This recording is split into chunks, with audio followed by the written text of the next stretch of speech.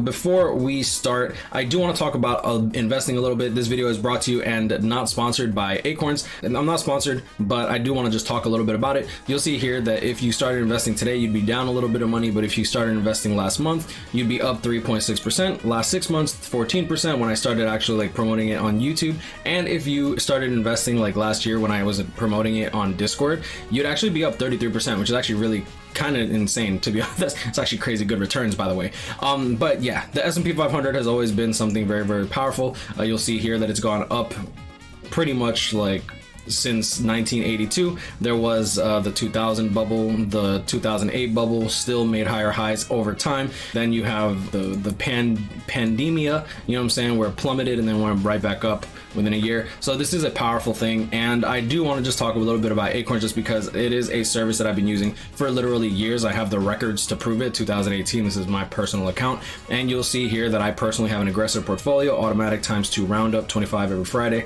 I do highly recommend that if you do get onto this program, you do change to the light tier so that way you don't eat into your profits. Anything else than the $1 a month light tier, in my opinion, is completely superfluous and honestly a waste of money. They probably won't ever want to sponsor me for saying that, but I do actually like this program a lot, and yeah, so I guess I will leave it at that, and let's get on with the video.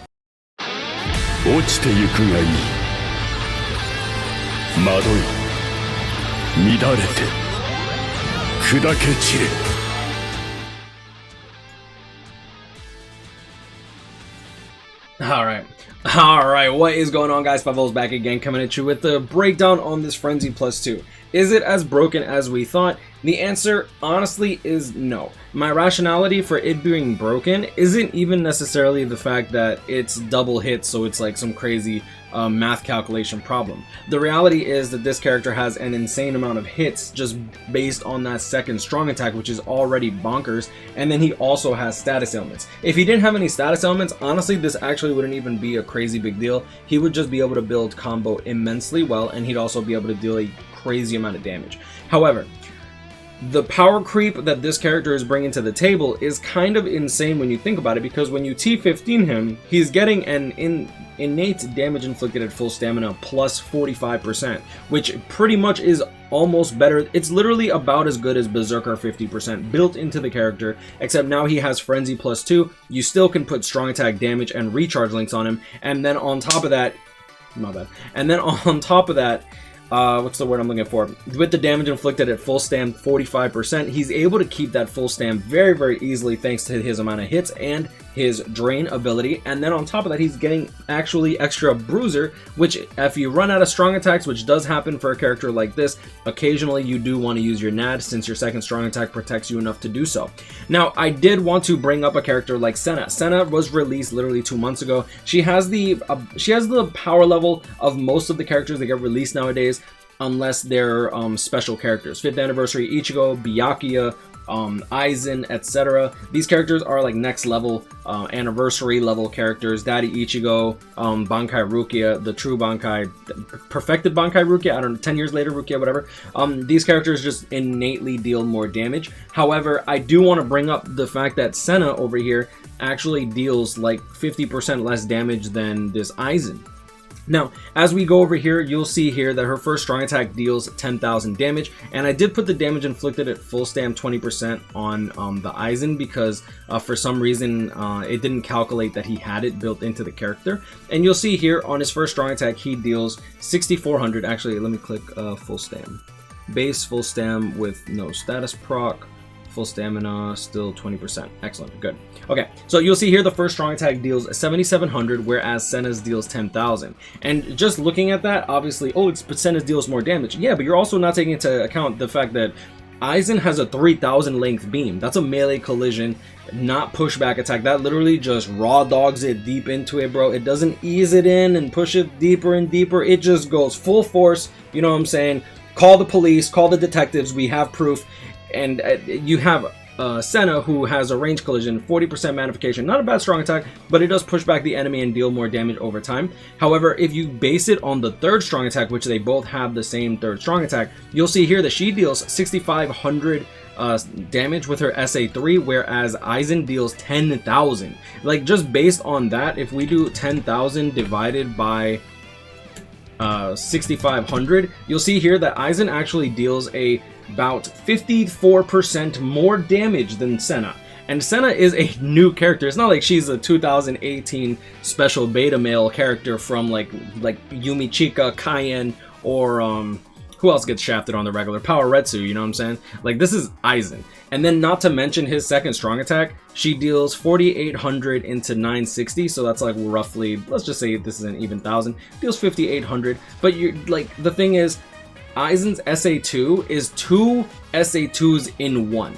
It's not like his 960 AoE gets halved in damage to compensate for the vortex. It's actually quite the opposite. It's literally 2 strong attacks. You're getting the 960, which you can animation cancel, and you also get the vortex on top of that, which actually deals roughly the same amount of damage as you see here. And that's a 50 hit vortex, which means that you're probably healing if the enemy doesn't already die, right? So keep staying at full stamina is very, very easy for a character like this. His first strong attack is a beam, like the 3,000 length beam. It's not even a 3,000 regular beam. It's a 3,000 by 1,000 width. Like, that's unheard of. Aside from like Shinji's is a bit bigger, but his is a strong attack too. Right, Mind Shinji, for those that are unaware. Now, I did want to bring up Noelle, because I feel like Noelle is the epitome of just dealing damage without sacrificing much. Like, she still has the Havoc 20%, she still has the full stamina damage boost, she has Berserker 20%, and then on top of that, remember that she's also just straight up a NAD character. She's a straight up non-status ailment character, that's what I meant to say.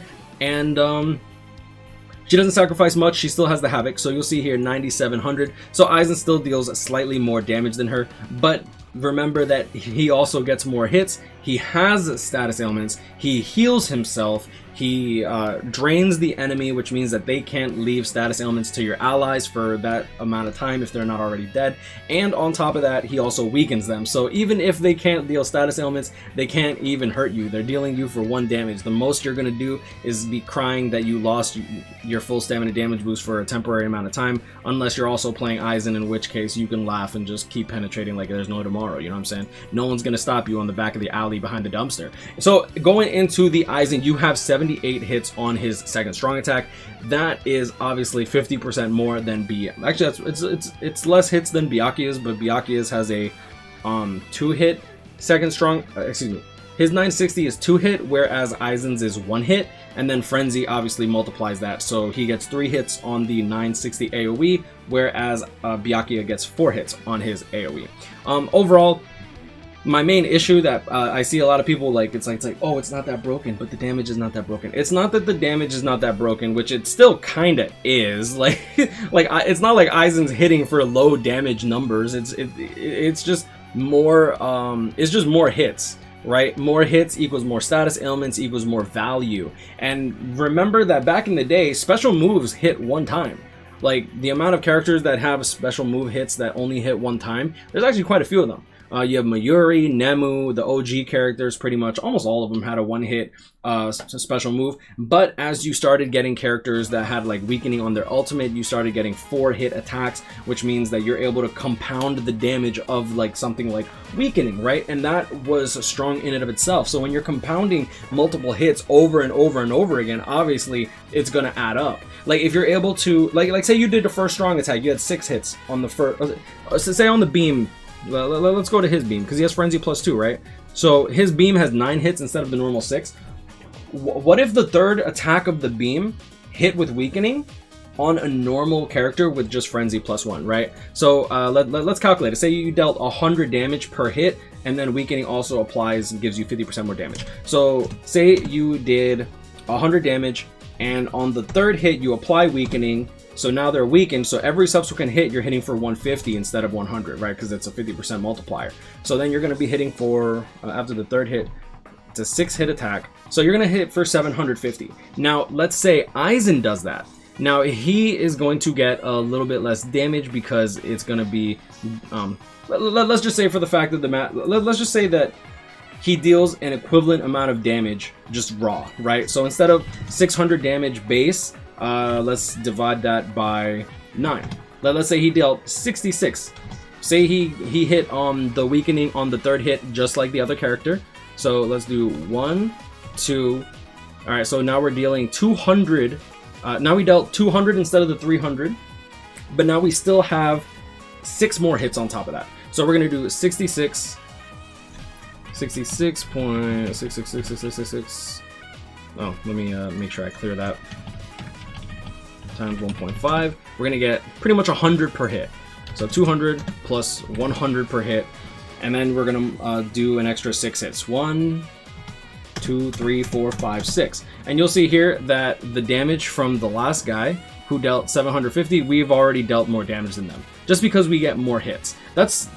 It might not sound that relevant at first, but I'm talking simple math. If they increase the rates on banners by 1%, say we started getting 7% banner rates instead of 6%, and that was the norm, you would definitely notice that increase over the course and period of time that you play that character, that you play those odds, right? So it's going to be the same thing when you're playing this character. Like, the more you play this character, the more value you end up getting from this these sheer amount of hits. It's like choosing to play a character with well, maybe not Berserker 100%, because in my opinion, Berserker 100% is infinitely worse than a Bruiser 100%, because you do need a guard break. But I mean, he doesn't need a guard break, but usually you need a guard break. So Berserker 100% is kind of dookie versus Frenzy.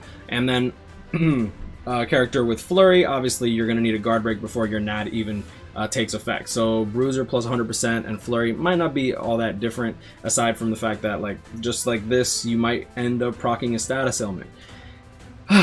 So is Frenzy beyond broken and stuff like that? It's not necessarily the most broken thing in the game and stuff like that, but like the fact that he did get a bunch of status ailments means that this character is just absolutely bananas. For those that are like skimming through the thing, the reason I have Ruke here is because the builder right now doesn't show the full stamina damage boost at 40 where it should. So it might just need time to properly set that up. Like if I click here, full stamina, yeah, you see, like, this doesn't even show the full stamp, so it's not being applied properly. Oh, it's okay. I'll talk to Soldex, he'll fix that up. But I did want to bring it up. Now, Grimmjow still deals more damage than this Aizen when it comes to the 3rd strong attack and the 1st strong attack, sure. But you also have to take into account that Grimmjow don't got Havoc. That Grimmjow got a 2500 length beam, where this Aizen has a 3k length beam. Not only that, but the strong attack 3 is a 1200 radius on this Aizen, as opposed to that Grimmjow, whose is 1000. Now, he might deal a bit more damage than this Aizen, sure, but don't, like, I would definitely not discredit range. I'll take range over flat damage increase almost any day of the week. And the reason for that is, once you're able to one-shot everything in the game anyways, you're gonna want more range, because I'd rather blow up 400 enemies at once instead of blowing up 200 and having to wait for another strong attack, just because I wanted to deal 20% more damage where I already one-shot them anyways, even if I ran a gold Chappie. Like, these characters are already dealing massive amounts of PP. Like, it is what it is. Anyways, I feel like I've gone on for way too long. Do I think Frenzy +2 is like the most broken thing?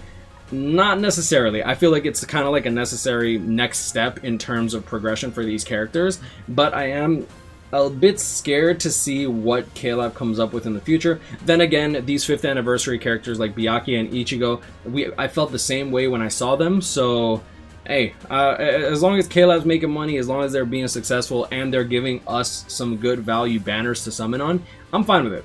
Like, realistically speaking, I don't want KLab to go down. I feel like they've made a lot of bad decisions. I'm hoping that they can provide a lot more value to us when it comes to the pay-to-play community as well as the free-to-play community. Like, how many of you are less inclined to recommend this game just based on how the company treats us, as whether we're free to play or pay to play? Like, right? Like, I feel like I'm more inclined to promote this game to even my cousin who's starting to play this game right now. I had a very tough time recommending this game to him until I saw this banner, and even then I gave him a forewarning. I'm like, just keep in mind, like, this, and I tell him all the problems, because, like, I'm not gonna snake my cousin into, like, potentially spending money on this game just so that he can get shafted in the future. Well, I mean, everyone gets shafted, but just so that the company will try to line their pockets at the expense of our enjoyment of the game, and that's super bad. But I'm gonna leave it at that. You guys grind on, catch up with me, stay blessed, like, comment, and subscribe if you're new. I hope y'all enjoyed this video, and I'll see y'all in the next one. Peace.